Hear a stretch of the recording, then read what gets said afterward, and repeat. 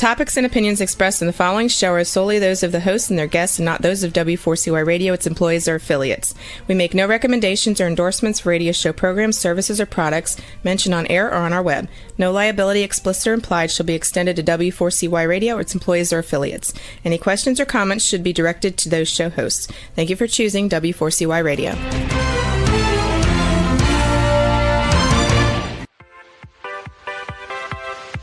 Welcome to the Ask Good Questions podcast, broadcasting live every Wednesday, 6 p.m. Eastern Time on W4CY Radio at W4CY.com. This week and every week, we will reach for a higher purpose in money and life, as well as a focus on health and wellness. Now, let's join your host, Benita Bell Anderson, as together we start with Asking Good Questions.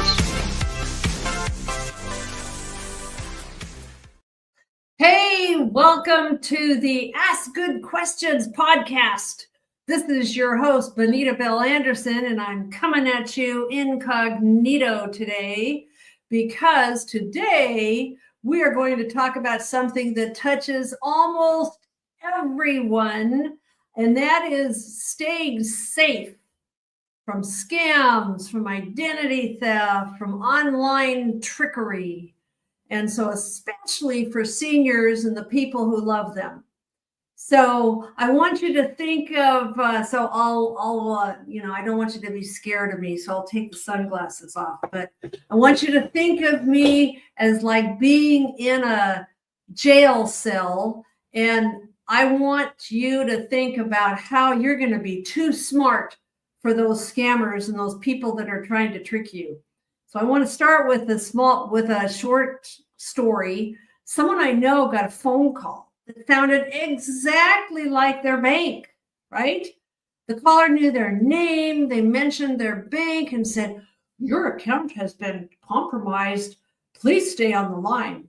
And they sounded urgent, very official. And within minutes, this person was giving out information they normally never would have shared. So by the time they realized something fell off, it was too late. So here's the thing. These scams are not happening because people are dumb or careless or something like that. They're happening because scammers are getting really, really good at pretending to be trustworthy. So today's episode has one clear goal. I want you to go into the future being more confident and more prepared. And so I have prepared a checklist for you, and we're going to walk through what I call the Senior Cyber Safety Checklist. And you can use it for yourself, so maybe your spouse or your partner, parents or grandparents, or with any senior you care about, okay? So you don't need to be tech savvy to be following along. And if you can make a phone call, if you can read an email, if you can write a few notes, then you can absolutely do this. And good news, you don't have to write down a single thing because I put this into a one-page senior cyber safety checklist for you. And you can keep that by your computer or your phone. You'll be able to, I'm going to give you information on where to find that. Okay. So let's talk. I've got some slides for you. So let's see, let's pull up the slides now. So this is one email address. This is actually, my website is BenitaBellAnderson.com. And if you go to podcast guest downloads, then you can see this. And that is the actual address where you go. That's W4CY is the radio network that this is on. So you can go and find that. I will also mention it again at the end of these slides. But let's talk about why are seniors targeted. First, seniors are typically trusting and they're polite. You were raised to answer the phone, right? To listen when somebody sounds official, to be respectful. And scammers know this and they like to take advantage. So second, what do seniors have? They have savings. They have pensions. They have Social Security. They have retirement accounts. And so from a criminal's perspective, that means there's money to go after, right? So third, today's technology is changing so fast, isn't it? So many seniors didn't grow up with smartphones and online banking, so you've had to learn it as an adult, right? And that can sometimes feel confusing or intimidating. So if you've ever fallen for a scam or almost fallen for one, please hear this. It is not because you are stupid. These scammers are professionals. They practice their scripts. They use fear. They use urgency. They use emotion on purpose. And the good news is that you can build some very simple habits that make you much harder to scam. So let's go through our senior cyber safety checklist again. You can download it for yourself here at this web address. I'll give you it again at the end of these slides, or you can just listen now and then go later and download it. All right. So let's start with the biggest trouble spot, right? The biggest trouble spot is the phone. So there's a lot of scams that start with a phone call or an email. And if we can get better at spotting the red flags there, we can prevent a lot of damage. Here's the key habits. Hang up on calls that are urgent, threatening, or demand payment right now. If someone calls and says you're going to be arrested or your account will be closed in the next 10 minutes, that's a huge red flag. Nobody's doing that to you. Real organizations do not threaten like that over the phone. So never, ever, ever give up your social security number, bank information, or passwords over the phone or email to someone who reached out to you. If you called the number on the back of your card, that's different. But if they called you, don't give that information. Ignore the links in unexpected texts or emails from banks, the IRS, Social Security, or delivery companies. They can copy and paste logos. It can look just like the IRS or Social Security, or it can look like anything because they can create it to look like that. Don't click on any links that you are not aware of having it come into you. Go directly to the official website or use the app you already have. If it's a bank, you call your bank and you say, hey, is my account in danger? And of course, they're going to say, no, your account's fine. So treat misspellings. This is a big one too. Treat misspellings or odd wording or unknown senders as suspicious, right? If the email sounds a little off, like strange grammar, weird phrases, or it just doesn't feel right, then delete it or call a trusted person to look at it with you, right? And if in doubt, call the company back using a phone number that you trust, right? That means the number on your bank card or on your statement or on the official website.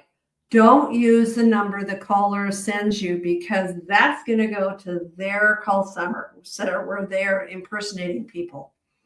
If you did just this section, if you only changed how you handled phone calls and emails, you would already be much, much safer. Okay, number 2 is passwords and logins. I know nobody loves passwords, but a few small improvements here make a huge difference. All right. So the checklist says use longer passwords or passphrases instead of something like fluffy 1, 2, 3. Think in terms of 3 or 4 random words. For example, purple, orange, garden, sun. Longer is better. So there's ways, you can dream up things, or else there's a website called Diceware that you can go, and that place will dream up words for you. But I've been negligent of this, and it's something that I have changed. Avoid using the same password for email, banking, and shopping websites. I now have an email that I created just for financial websites, just for the places where I log in, and it's different from my other website, other emails that I use for, a lot of other things. So turn on this everywhere you go. Say yes to turning on two-step verification. It's also called two-factor authentication, and this is usually for your email, for your bank accounts, and that's when you log in. And they send you a code by text or another, or through an app. Then it's an extra step, but it's one of the best protections you can have. You usually have to put some numbers in to authenticate that it's you. And also, write passwords in a private, safe place, or use a trusted password manager. There's several out there. There's one called 1Password. There's a bunch of them now. And so actually in about a month, I'm going to be having a cybersecurity expert on. We will talk more in depth about the different password manager companies and websites that are out there. But please consider doing that. Ideally set up by someone you trust, okay? For some seniors, a small paper notebook kept in a safe place is easier than trying to memorize everything. So that's okay. Just don't leave it out in public view. And also that little notebook might be important, I know we don't want to think about it, but someday when you pass away, that notebook might be gold for your executor of your account getting into websites to take care of business.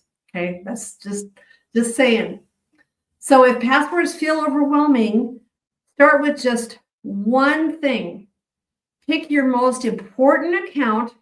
Maybe it's your email or maybe it's your main bank, and upgrade that password first. Okay.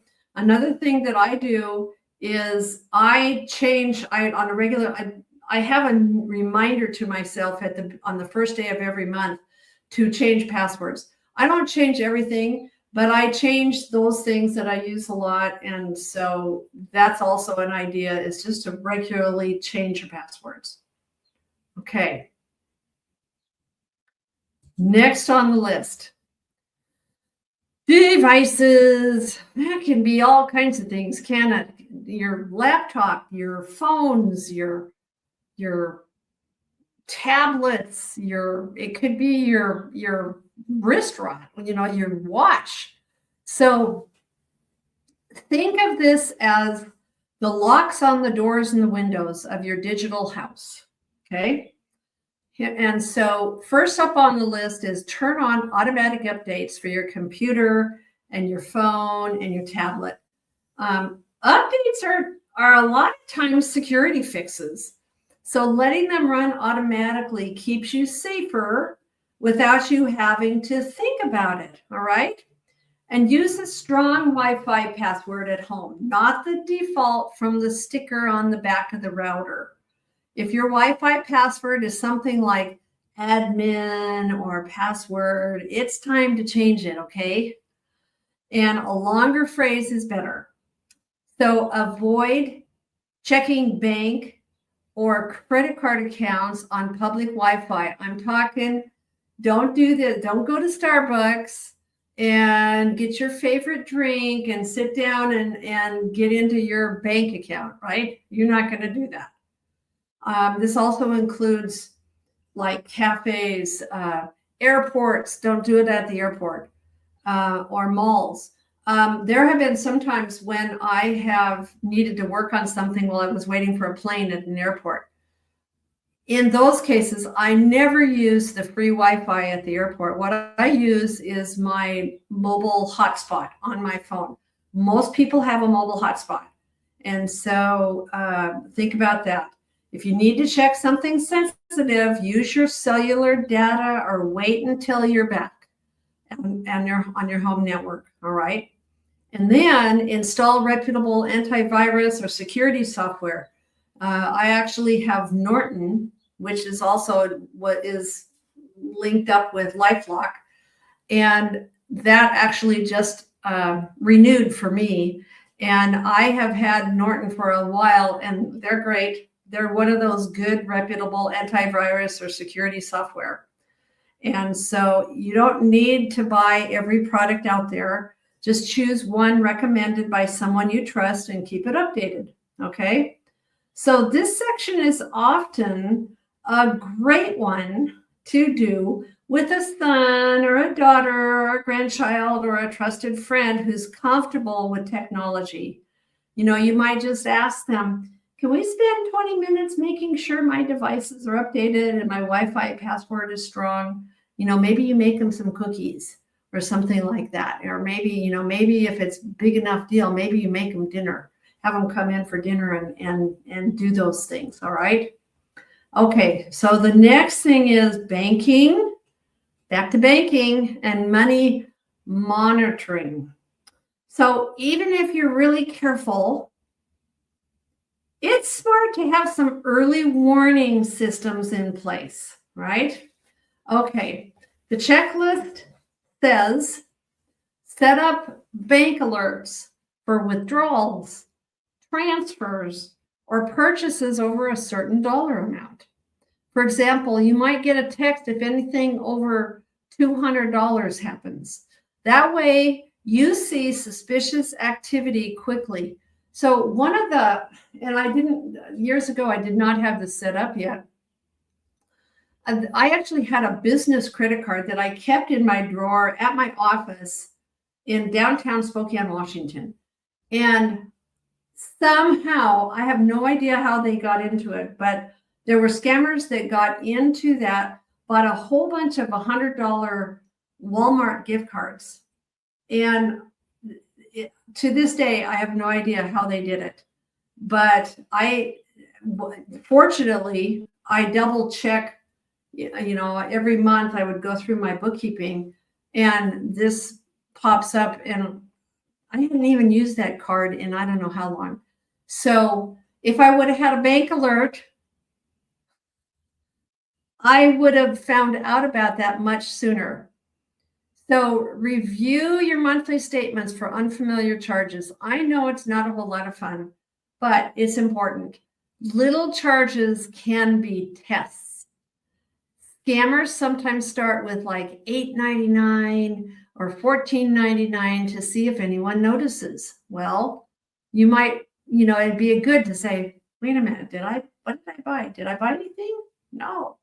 So consider adding a trusted family member or a friend to help monitor accounts. Sometimes it's appropriate because, unfortunately, as people get older, sometimes this is something that slips. It doesn't mean giving up control, okay? That's not what it means.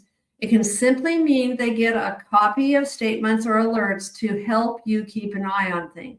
Again, this is going to be somebody that you trust to help you with your finances. So if you notice something, contact your bank immediately if you see anything unusual or if you think you clicked something risky. But you're not going to do that now, are you? You are going to be smart and you are not clicking on links and emails. So the sooner you call, if you do see something, the more options the bank has to help you, right? So if you're listening and thinking, I don't know how to set up alerts, that's okay. This is another great team effort project. Ask again, basically, if you don't have a trusted person, then now is the time to think about that and to think about finding somebody that can help and walk into your bank branch and ask them to help you set it up. Okay, we're going to move on here to another area, social media. And you're going, I don't do social media. Well, this one is emotional and because it plays on your love for your family. Here's what's on the checklist. Be cautious about sharing your full birth date, address, or travel plans on social media. Yeah, I know it's really tempting to go, oh, we're in Greece and we're doing this and that. Well, maybe you share those pictures after you get home from your trip. But be careful. Scammers use this information to guess passwords or to sound more convincing when they call. If you get a call or a message saying a loved one is in trouble, if you get a, this is Abby, your granddaughter, and I'm on the side of the road and I don't know who else to call, Grandma, but they need money, pause. The scammer is counting on you acting quickly and not even thinking about this. And so why am I talking about this? Because it has happened. And so there are stories out there about these kinds of things happening. So here's an idea. Use a family code word or a question only your real granddaughter would know. For example, what's the nickname Grandma used for you when you were little? Or a special word only your family uses, okay? So think about that. And, if your granddaughter, if you think this is a granddaughter calling, maybe you call your daughter, or maybe you call somebody else that knows that granddaughter and you double check. Where are they? Well, no, they're in school right now. Oh, okay. Always verify using a known trusted number before sending any money. You're just not going to send money to anybody without having somebody else taking a look at this. That means hanging up, calling your grandchild on their usual number, or calling their parents or another relative, okay? You can even have a family meeting or a group text and say, hey, everyone, if anybody ever calls saying they're in trouble and needs money, we're going to use this code word, and I will always hang up and call back on the number I already have, okay?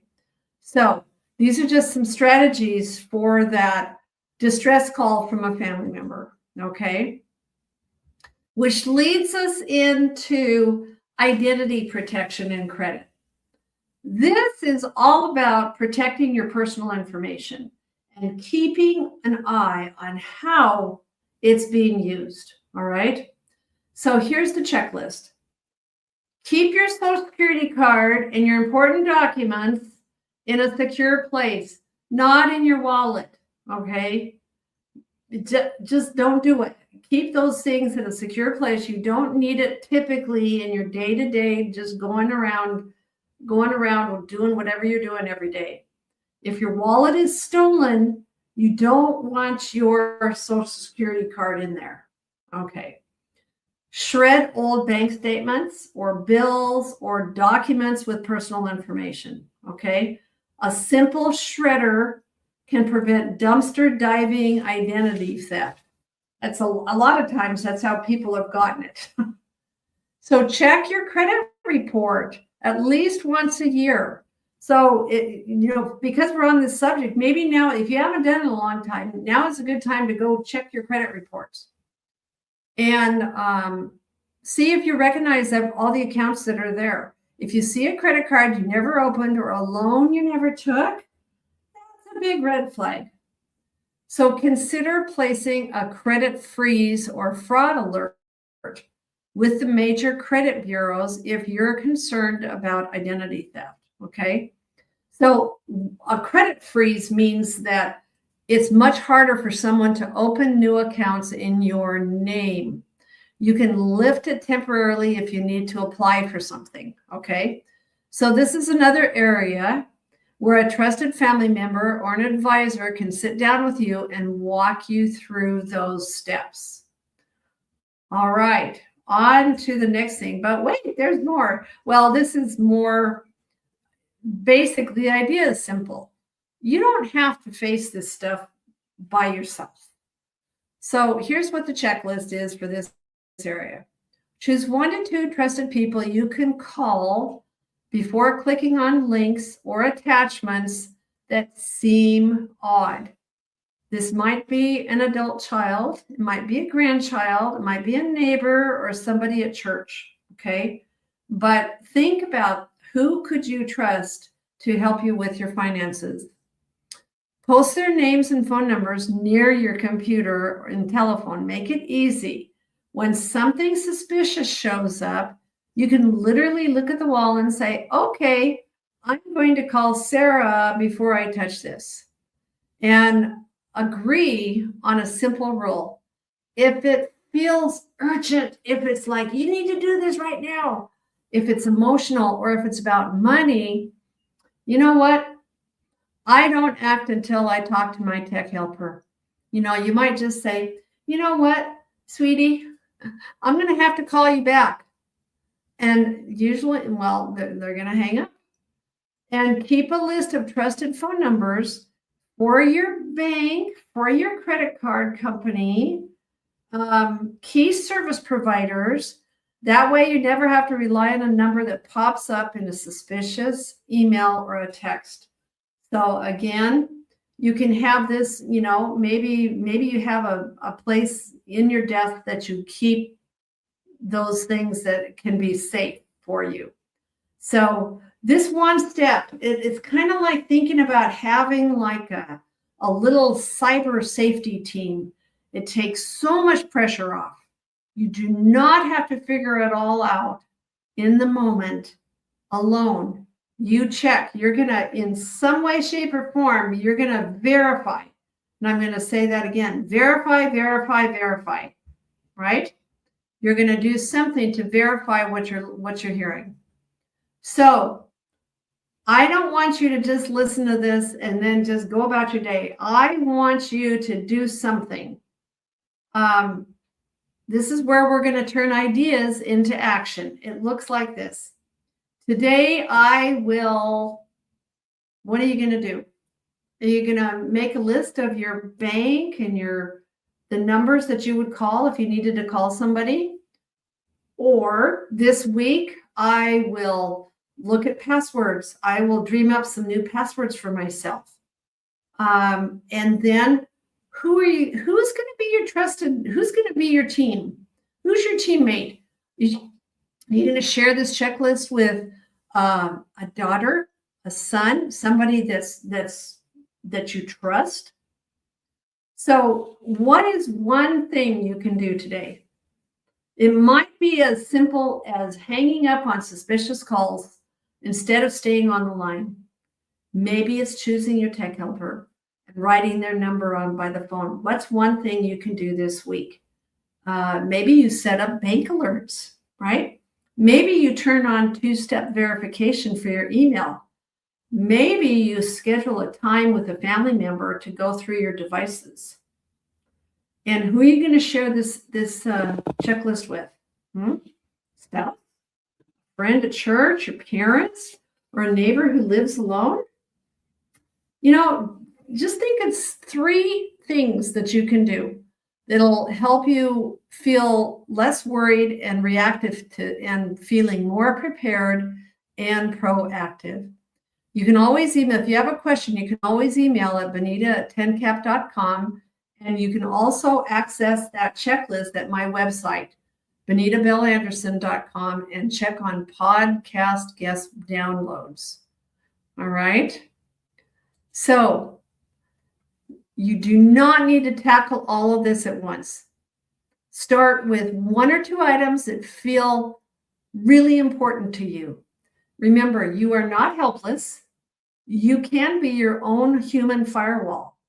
And if you invite a few trusted people to be part of your cybersecurity team, you're even stronger.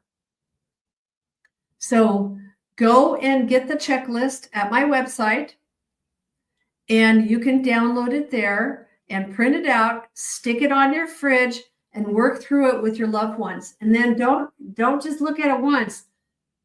Think about that, maybe every 6 months you review it and make sure that what's changed, what needs to be updated. Okay.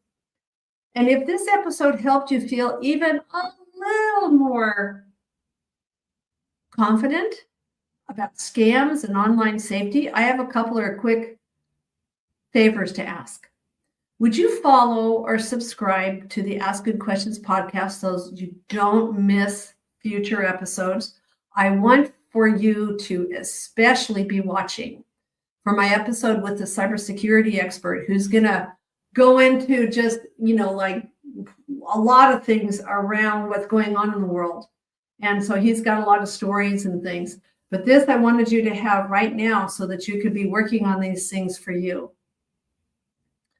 So secondly, if you're listening on Spotify or Apple, these things are good for like having a short review that helps others, seniors and families find this information when they really need it. And finally, think of one person over 60 who worries about scams or should worry about scams. Would you share this episode and the checklist with them? That would really be great. You might save them from the next scammer's phone call. So thank you so much for spending this time with me. I'm Benita Bell Anderson, and this has been the Ask Good Questions podcast.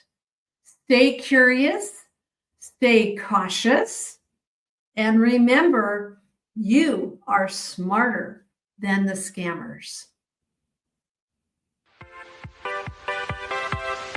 Today's episode is over, but we did ask good questions again, didn't we? Don't miss out as we broadcast live every Wednesday, 6 p.m. Eastern Time on W4CY Radio at W4CY.com. Join Benita Bell Anderson next week for more conversations with experts on finances, retirement, behavioral finance issues, health and wellness, and more. Until then, remember to ask good questions.